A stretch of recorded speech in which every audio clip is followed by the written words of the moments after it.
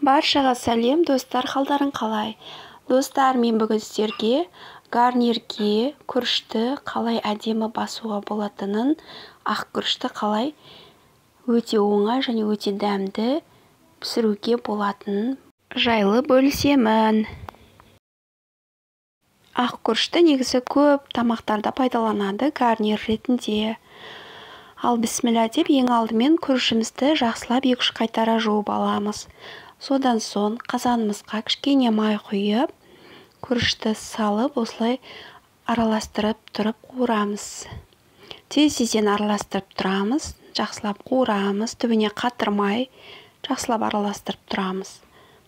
Содан соң тұзымызды саламыз. Күрішті 5-6 минуттай қуырамыз. Ең соңында осылай сары май салып, тағда жақсылап араластырамыз. Содан соң қайнап тұрған суды күріштің үстіне құйып, жақсылап бір араластырамыз. Сөйтіп, қазанның астын басып, күріштің қақпағын жауып, күрішті 25 немесе жарты сағатқа бұқтырып қоямыз.